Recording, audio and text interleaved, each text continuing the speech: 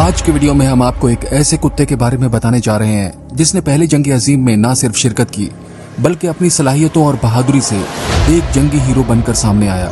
یہ کتا آج تک کی تاریخ میں سب سے زیادہ فوجی اعزازات حاصل کرنے والا کتا ہے۔ اس دلچسپ ویڈیو کو شروع کرنے سے پہلے آپ لوگوں سے ریکویسٹ ہے کہ پہلے چینل کو سبسکرائب کر لیں تاکہ آپ کو میرے آنے والے ویڈیوز دیکھنے کو ملتے رہیں۔ دوستو، اس کتے کا نام سٹبی تھا، لیکن یہ تاریخ کے اوراق میں سارجنٹ سٹبی کے نام سے جانا جاتا ہے۔ سارجنٹ سٹبی 1916 میں پیدا ہوا۔ اس کے مالک کا نام رابرٹ کونروائے تھا۔ یہ کتا پہلی جنگ عظیم میں امریکہ کا ہیرو بن کر سامنے آیا۔ پہلی جنگ عظیم جو کہ 1914 سے 1918 تک جاری رہی، اس جنگ میں سٹبی ڈاگ نے 1916 سے 1918 تک حصہ لیا۔ اس کتے نے تقریباً 18 ماہ تک امریکن ملٹری کے لیے اپنی خدمات پیش کی۔ سٹبی ڈاگ کے ملٹری میں آنے کا واقعہ بھی کافی دلچسپ ہے۔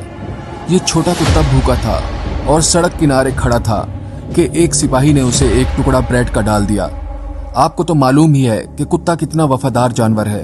جو اسے روٹی کا ایک ٹکڑا کھانے کو دے دے تو وہ اس کے پیچھے دم ہلاتا چل پڑتا ہے۔ سٹبی بھی دم ہلاتا اس فوجی کے پیچھے چلنے لگا۔ لیکن فوج کے کچھ اصول ہوتے ہیں اور اسی اصول کی وجہ سے ایک فوجی کرنل نے سٹبی کو دور ہٹانے کا کہا تو سٹبی نے اس کرنل کو سلوٹ کیا۔ کرنل کافی حیران ہوا اور سٹبی سے کافی متاثر ہوا اور اسے فوج میں رہنے کا موقع دیا اور اس کی ٹریننگ بھی کی اور اس کتے کا نام سٹبی رکھا۔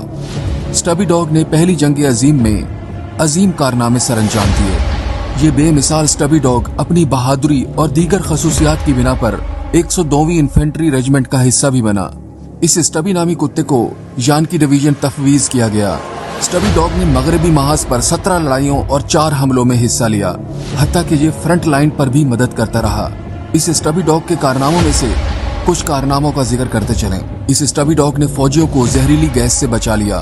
اس کتے نے دشمن پر اپنی ذہانت استعمال کرتے ہوئے انہیں اپنے پیچھے لگا لیا اور ان کو گھیر کے اپنے فوجی ایریا میں لے آیا اور اپنے یونٹ کو اطلاع دے کر جرمن دشمن کو پکڑوا دیا۔ اس سٹبی ڈاگ نے جنگ میں زخمیوں کو ڈھونڈ لانے میں بہت مدد کی اور زخمیوں کو تسلی دی۔ اور ایک بار تو ایسا ہوا کہ آپ یہ سن کر حیران ہو جائیں گے کہ ایک دفعہ تو اس سٹبی ڈاگ نے اپنے ایریا میں چھپے ہوئے ایک جرمن دشمن کو پکڑ کر امریکن فوج کے حوالے کیا۔ اس کارنامے کے بعد اسے بٹالین کے کمانڈر کی طرف سے سارجنٹ کا درجہ دیا گیا۔ سٹبی ڈاگ کا تاریخ میں خاص اعزاز یہ بھی ہے کہ فوج میں اس کو باقاعدہ ایک فوجی رینک دیا گیا تھا اور اسے سارجنٹ کا رینک ملا تھا۔ اس کو جنگی ایوارڈ واؤنڈ اسٹرائپ سے بھی نوازا گیا۔ یہ سٹبی ڈاگ تاریخ میں اس لیے بھی اہم ہے کہ جنگ میں حصہ لینے والا یہ وہ واحد کتا تھا کہ جسے جنگ میں نامزد کیا گیا ہو اور اسے ترقی کر کے سارجنٹ بنایا گیا ہو، یہاں تک کہ اسے ہتھیاروں سے لیس کیا گیا اور فوجی لباس بھی پہنایا گیا۔ اس کتے نے فرانس میں 18 ماہ تک جنگی خدمات انجام دی۔ یہ کتا 5 فروری 1918 کو ایک ایسی لڑائی میں بھی شامل رہا جس میں یہ 1 مہینے سے زیادہ دن اور رات مسلسل آگ کی زد میں رہا اور اپنے جنگی مشن بخوبی ادا کرتا رہا۔ اپریل 1918 میں جرمنوں کے ایک حملے میں اپنے فوجی ساتھی کو ہینڈ گرنیڈ کے حملے سے بچاتے ہوئے سٹبی ڈاگ خود زخمی ہو گیا۔ صحت یابی کے لیے اسے واپس بھیجا گیا تھا، لیکن یہ کتا جیسے ہی اپنے زخموں سے صحت یاب ہوا تو سٹبی جنگ میں واپس آ گیا۔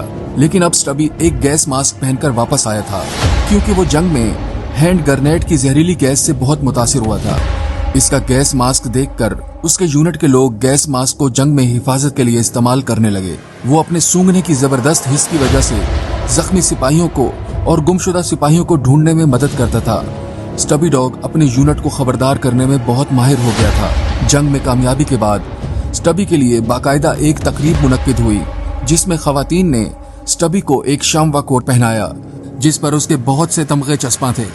بعد میں سٹبی ڈاگ نے ایک بار پھر دستی بم سے سینے اور ٹانگ پر زخم کھا لیا۔ جنگ کے اختتام پر سٹبی ڈاگ اور اس کا مالک رابرٹ واپس گھر آ گئے۔ جنگ کے بعد اس عظیم سٹبی ڈاگ کو بہت زیادہ اعزازات سے نوازا گیا، لیکن اس کا خاص اعزاز یہ تھا کہ اسے تا حیات YMCA کی رکنیت دی گئی۔ اس کے علاوہ اسے گولڈ میڈل بھی دیا گیا۔ اس سے بھی عجیب بات اس ڈاگ کے بارے میں یہ ہے کہ گھر واپس آنے کے بعد سٹبی ایک مشہور شخصیت بن گیا اور اس نے سڑکوں پر فوجیوں اور جرنل کے ساتھ مارچ کیا اور ملک بھر میں بہت سی پریڈ کی قیادت کی۔ اس نے صدر ولسن اور جرنل سے ملاقات کی۔ 1921 میں فوج کے جنرل جان جے نے گولڈ میڈل پیش کیا۔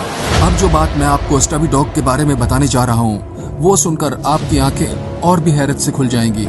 इस स्टबी डॉग ने बाकायदा यूनिवर्सिटी से तालीम हासिल की, वो भी इंसानों के साथ। इस स्टबी डॉग ने रॉबर्ट कॉनरॉय के साथ George town university law centre में तालीम हासिल की। वो वहां मौजूद स्टूडेंट्स के लिए सबसे ज्यादा फेवरेट पर्सनैलिटी बन गया। हाफ टाइम पर स्टूडेंट उसके साथ फुटबॉल खेलना एक फख्र की बात समझते थे। वो फुटबॉल को इसकी तरफ उछालते तो स्टबी डॉग शायकीन की तफरीह के लिए फुटबॉल मैदान की तरफ धकेल देता था। ये कुत्ता 1926 को फौत हो गया और उसकी उम्र उस वक्त 9 से 10 साल के करीब थी। मार्च 1926 में स्टबी की मौत नींद की हालत में हुई थी। उसकी मौत के बाद उसको खास अहमियत दी गई। उसकी डेड बॉडी को महफूज किया गया। कॉनरॉय ने बाद में 1956 में स्मिथसोनियन म्यूजियम को स्टबी पेश किया। स्टबी की बाकियात स्मिथसोनियन इंस्टीट्यूट में मौजूद हैं। कुत्ते की मम्मी अब mount Smithsonian national museum of American history का हिस्सा है। दोस्तों, इस अजीम कुत्ते के बारे में सुनकर आपको यकीनन हैरत हुई होगी और उम्मीद करता हूँ ये वीडियो आपको पसंद आया होगा। इसी तरह के इन्फॉर्मेटिव और इंटरेस्टिंग वीडियोस देखने के लिए चैनल को सब्सक्राइब कर लीजिएगा। अब इजाजत दीजिए, मिलते हैं किसी और इंटरेस्टिंग वीडियो में।